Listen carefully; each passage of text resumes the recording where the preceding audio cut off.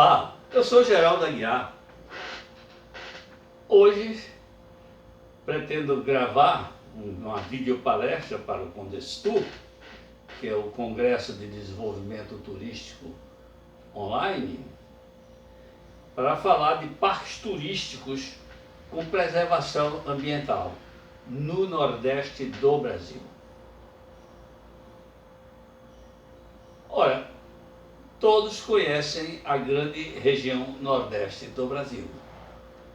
Sabem que o Nordeste é detentor de 3.300 quilômetros de litoral e que não é um litoral único, quer dizer, ele se diferencia nesses 3.300 quilômetros em um litoral amazônico que pega desde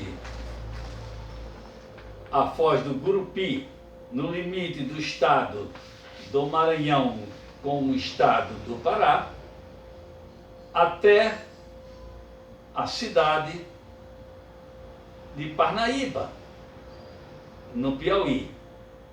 Aí nós temos realmente um litoral,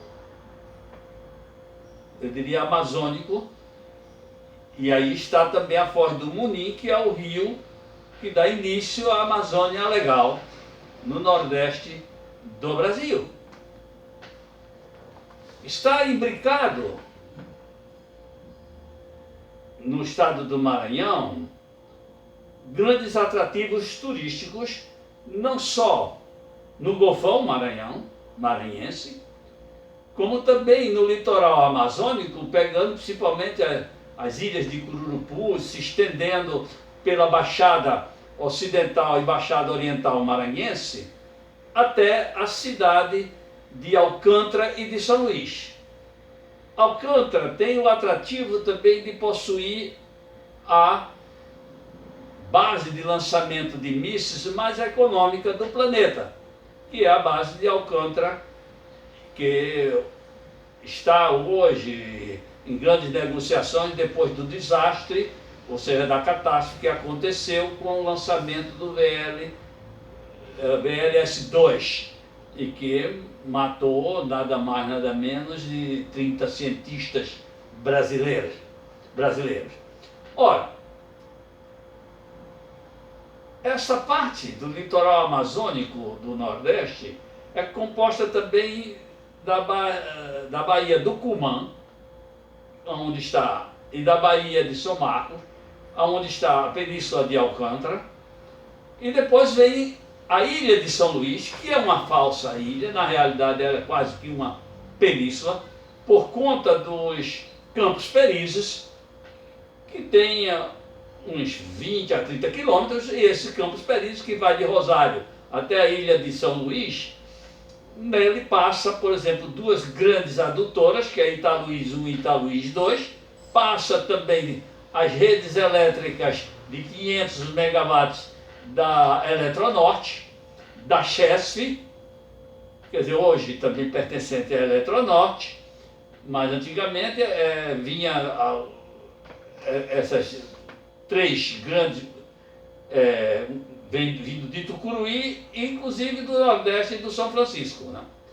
Então, passam essas LTs, tem também duas estradas de ferro, uma que era da antiga estrada de ferro do Nordeste do Brasil, a Refesa, e também da ferrovia Carajás. Essa ferrovia de Carajás, que é uma das mais modernas do mundo, essa ferrovia, ela chega a ter composições com mais de 6 quilômetros. Eu, por exemplo, uma vez eu me encontrava viajando no Campos Perinzes e contei nada mais, nada menos de cerca de 7 quilômetros de uma composição da rede ferroviária Carajás, repletas de vagões de minérios que ia para o Porto da Madeira, Porto de Itaqui, na ilha de São Luís. O curioso também é que a ilha de São Luís, que tem 5 municípios, tem a cidade, está lá situada a cidade de São Luís, que é uma das cidades mais belas do Brasil, inclusive tombada pelo patrimônio histórico da Unesco, é patrimônio da humanidade. Lamentavelmente foi muito depredada, mas ainda hoje conserva não só aqueles belíssimos azulejos das suas edificações, como a toda uma parte antiga que é digna de atenção de qualquer turista que goste principalmente de arquitetura e de arte, e além da paisagem que tem São Luís. Então é um dos grandes atrativos turísticos do estado do Maranhão, com uma espetacular gastronomia, algumas coisas únicas, como por exemplo os jurarás, hoje já cultivados, porque, ou seja, criados, porque antigamente eles eram, fazia parte de todo um extrativismo nos campos perizes e enfeitava as mesas de quase todos os maranhenses, porque é uma tartaruguinha mas deliciosíssima, e que no Pará chama-se de mussuã. Curiosamente, no Pará o nome dela é mussuã, no Maranhão é jurará. Como também o açaí, que é a Euterpe oleracea, tem esse nome no Pará, mas no Maranhão a própria Euterpe oleracea tem o nome de jussara, que na realidade é uma palmeira, que é a Euterpe edulis, que vegeta no sul do país, mas também vegeta aqui no Nordeste. Mas o que existe lá no Maranhão é Euterpe oleracea, que é o açaí com o nome de jussara. Então, dito isso, vocês têm coisas curiosíssimas no estado do Maranhão, que é principalmente um fenômeno único no planeta Terra, que é o caso dos lençóis maranhenses. Esses lençóis são dignos de visita de qualquer turista de qualquer parte do planeta, seja ele do extremo norte ao extremo sul do planeta. Os lençóis maranhenses é algo mais. E tem como capital a cidade de Barreirinhas, que é por si só muito encantadora. Perto desse lençóis maranhenses fica realmente o Rio Munim, que é o limite da Amazônia legal no Nordeste. Ela começa ali na foz do Rio Munim, ou seja, no curso do Rio Munim. Se você se estende um pouco mais no sentido do litoral, aí você sai do litoral amazônico e começa um litoral semiárido. Mas entre o litoral amazônico e o litoral semiárido, você vai encontrar algo mais, que é também único na América do Sul, que é o delta do Parnaíba. É belíssimo esse delta. Tem, me parece, cerca de umas 70 ilhas no delta. A quantidade de pássaros que existe nesse delta é incomensurável, é algo fantástico, mas muito pouco conhecido. Por quê? Porque está no estado do Piauí, que é um estado historicamente sempre até menosprezado pela Federação Brasileira. Um estado que sempre foi um estado pobre, um estado que foi muito saqueado, mas é um estado que tem inclusive algumas testemunhas geológicas que só ele possui. E tem fenômenos ainda geomorfológicos fantásticos, como por exemplo as quedas de barreiras que se dão, por exemplo, no município de Gibués, e as belezas, por exemplo, da antiga cidade, antiga capital do Piauí, que é Jerumenha, que foi totalmente saqueada. E possui também o estado do Piauí uma senhora represa, que é a de Boa Esperança, com uma hidroelétrica construída pela Sudene e que depois passou para a Chesf e hoje para a Eletronorte. Então vocês têm, além do mais, no estado do Piauí, perto da Serra Grande, ou Serra do Ibiapaba, você vai ter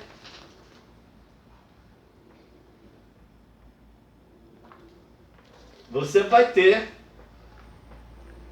na Serra Grande, atrativos também fantásticos. E se eu falar de Piripiri e Piracuruca, aí vocês vão encontrar no limite praticamente desses dois municípios, já perto do Rio Parnaíba, as 7 cidades. Isso é um parque nacional, pessoal. Hoje você não pode visitar as 7 cidades, mas pode visitar 6, porque uma está interditada pelo Instituto, antigo Instituto Brasileiro de Proteção Ambiental, que hoje é Instituto Bio, que tem o nome daquele mártir lá do estado do Acre. Então você tem uma preservação dessas reservas, que é maravilhosa, as 7 cidades.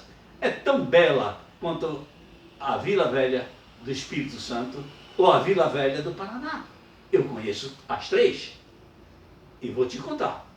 As 7 cidades não ficam muito, não é inferior a elas não. Visita, sai da ostra, vai brilhar como uma joia, porque uma pérola dentro da ostra é uma praga. Para ser uma joia, precisa sair da ostra. Então você, meu caro telespectador, saia da ostra e vá visitar esses atrativos que eu estou te falando. E você então vai brilhar como uma joia. Deixará de ser uma praga e passa a ser uma joia. Bem, dito isso, eu diria mais de que esses atrativos, se você descer um pouco mais, principalmente abaixo de Jerumenha, de Picos, você vai encontrar um município que tem um nome curioso, São Raimundo Nonato.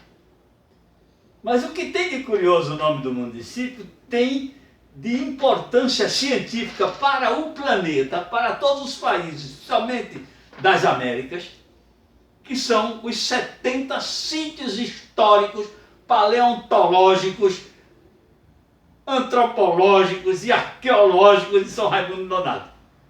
É algo mais.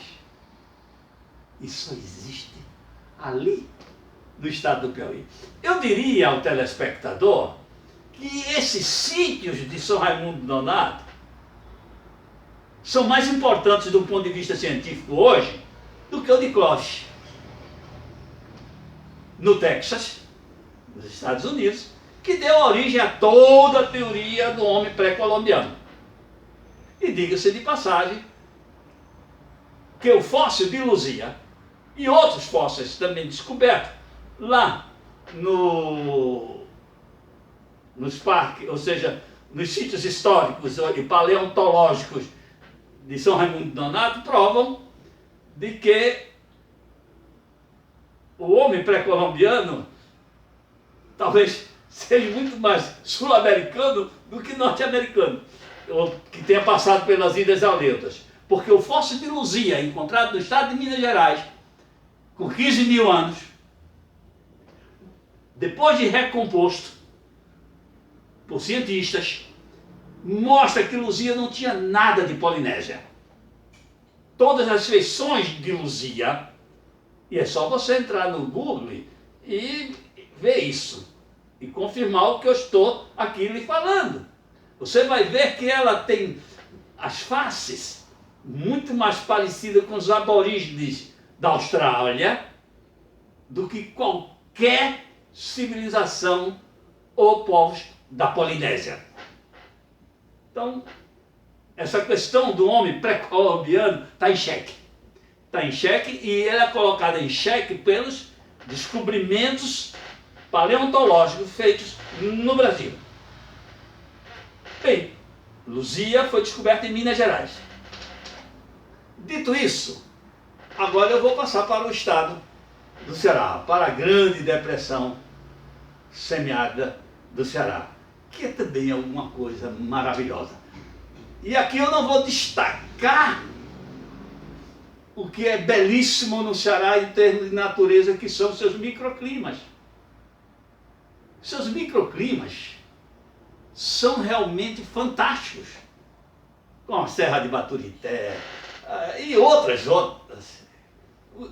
Mas eu queria dar ênfase aqui, porque o meu tempo é muito limitado, aos açudes construídos pelo Denox, que é uma quantidade fantástica no estado do Ceará, porém pessimamente utilizados, subutilizados, porque faltam ali parques turísticos, faltam ali toda uma concepção desenvolvimentista brasileira e nordestina para ocupar e empregar aquelas populações rurais que se encontram no entorno desses açudes. E eu quero lembrar aqui que o Denox construiu nada mais, nada menos no semiárido brasileiro de 300 açudes. Mas, lamentavelmente, não atribuíram ao Denox ou a qualquer outra instituição que desenvolvesse uma atividade terciária de alto nível de ocupação, como é o turismo. Então está na hora do brasileiro, do nordestino e das populações locais reivindicarem dos prefeitos dessas cidades que têm açude a organização de parques turísticos. Fazer com que isso aí, esses espaços letárgicos do Nordeste, se transformem em espaços dinâmicos. Na medida que eles se transformarem em espaço dinâmico, não tenham dúvida que aí vai florescer a empresa privada desenvolvendo um turismo de alta qualidade, não só para brasileiros, mas também para estrangeiros. E observe que o Brasil, distância, não é como na Europa. Eu vivi 6 anos na Europa e ali é brincadeira, tudo está em cima. Quer dizer, a França recebe 50 milhões de turistas, pô, está ali a Itália de um lado, a Espanha do outro, está a Holanda, a Alemanha, todos aqueles países. E além do mais, sem falar no saque que esses países hegemônicos fizeram no planeta. E esse saque não foi pequeno.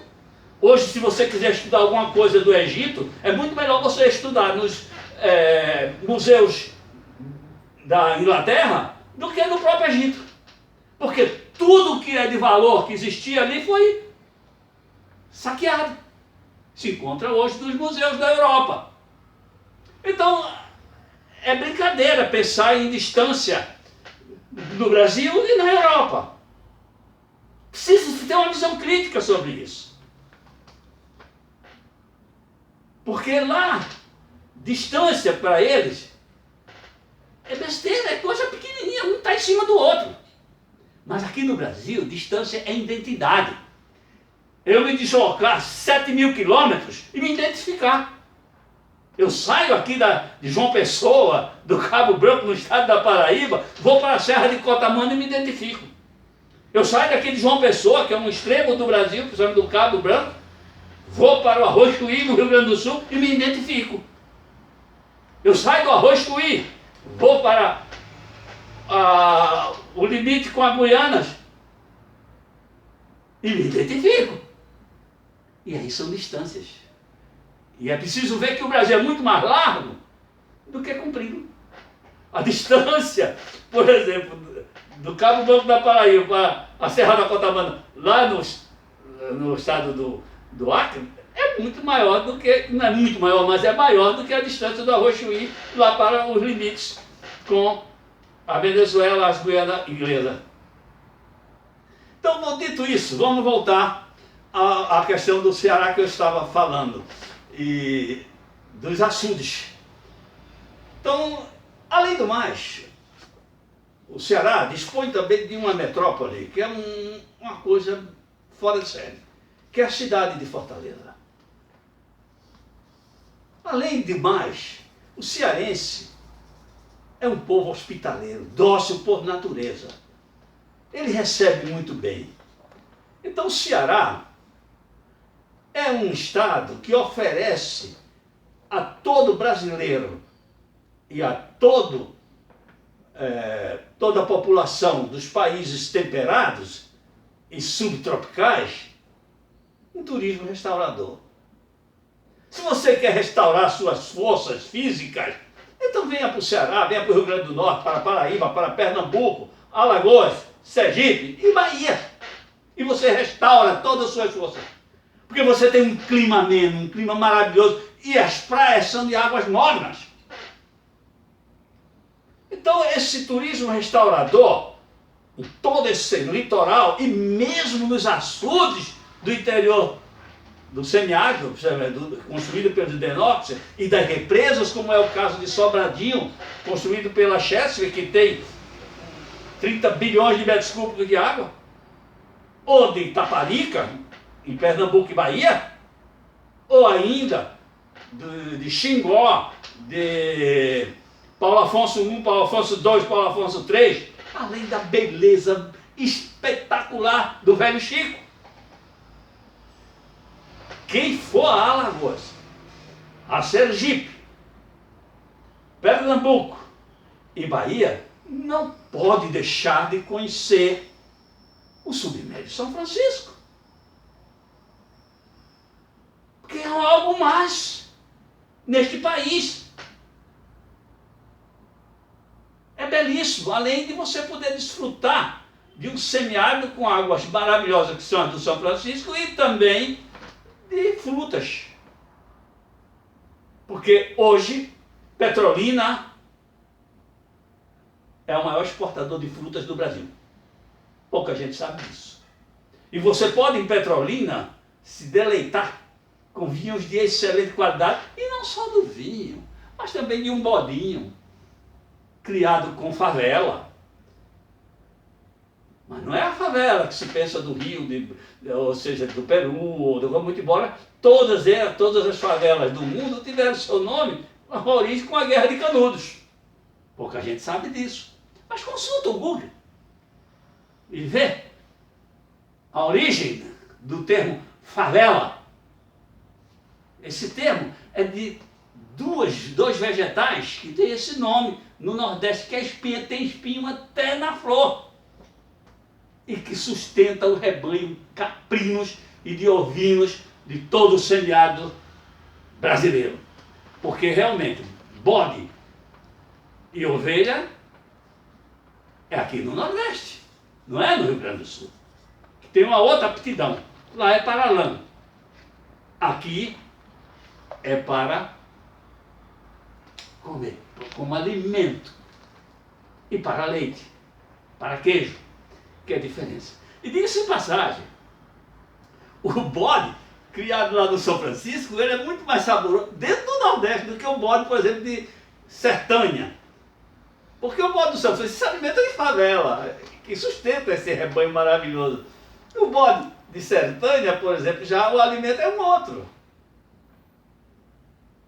O que ali diferencia um pouco o sabor da carne feita em idênticas condições. É curioso, o Nordeste tem algo que precisa ser, isso tanto do ponto de vista do patrimônio tangível, que é esse existente, que eu falei, por exemplo, esses 300 açudes do Nordeste, isso é um patrimônio tangível. E tem também no entorno dele um patrimônio intangível fantástico, inclusive nas feiras livres, onde você vai encontrar trovadores, você vai encontrar realmente muita coisa curiosa, além da religiosidade, como você vai encontrar em Bom Jesus da Lapa, no estado de Bahia, você vai encontrar em Canidé do São Francisco, não, eu diria São Francisco do Canidé. É porque aqui existe no Nordeste dois Canidés. Um do São Francisco, que fica no limite de Alagoas, no Rio São Francisco, e Sergipe, pertence a Sergipe. Canidé do São Francisco. Mas São Francisco do Canidé está lá no Ceará, em plena depressão cearense, num semiárido louco. Então, são diferentes, mas são romeiros. Então você veja, por exemplo, não estou falando aqui, por exemplo, da Serra do Araripe, do Crato, com suas águas maravilhosas, de Juazeiro, do Padinciço, ou do Caldeirão, ou de outras atrações. Bem, eu já avancei, vou falar um pouquinho também da Bahia, porque o meu tempo está se esgotando. Falar de turismo na Bahia é até brincadeira, porque é realmente um dos estados mais bem dotado de atrativos turísticos no Brasil. Não é só no Nordeste. Não estou aqui me referindo única e exclusivamente à cidade de Salvador. E também não falei, por exemplo, em Pernambuco, de Olinda, que é patrimônio histórico da humanidade, não falei de Fernando de Noronha, não falei, por exemplo, do Geoparque dos Manguezais. Deixei de falar de muitas coisas, mas isso vocês vão encontrar em outras palestras que eu estou gravando para este evento. E depois é só me escreverem que eu mando os textos escritos. Então eu não estou nem falando dessas grandes... Não estou falando aqui do Raso da Catarina, não estou falando aqui, por exemplo, do Parque Nacional de Canudos, que é estadual, de Canudos. Não estou falando, por exemplo, da Chapada Diamantina, que é algo mais para turísticos. Não só nacionais, como também estrangeiros. A Chapada Diamantina é algo mais. Não estou falando do sul da Bahia, que também tem atrativos turísticos maravilhosos. Não estou aqui querendo falar dos grandes resorts que tem o Nordeste, principalmente o estado da Bahia. Inclusive o estado da Bahia tem no sul um resort de 7 estrelas. Porque isso é uma exceção, isso atende apenas uma quantidade ínfima de turistas nacionais e internacionais. Dos nacionais porque realmente é uma afronta, é uma síntese que 10% da população do Brasil detenha 90% da renda. E consequentemente o inverso. 90% da população tem 10%. Aqui a hipótese não é 20-80. A hipótese é 10-90. Fere, inclusive, o teorema de Pareto. E a realidade do mundo, em que 80% da população não tem renda, porque ela é detida ou apropriada por apenas 20% da população. Bem, eu falei muita coisa aqui, poderia me estender muito mais, falando das ofertas turísticas, das estratégias que o Nordeste pode oferecer para o desenvolvimento turístico e principalmente da construção desses parques turísticos. Mas o tempo fugiu, eu estava entusiasmado falando para vocês, estou falando de improviso, mas tem um texto, se todos quiserem, é só nos escreverem e nós mandaremos esses textos por escritos. São 50 páginas, única e exclusivamente sobre este assunto. Sem falar nas outras que eu escrevi sobre outros temas do turismo, do desenvolvimento turístico no Nordeste. Eu quero agradecer a atenção. Peço desculpa se feri o melindre de alguém, mas fico muito grato a todos vocês. Até mais.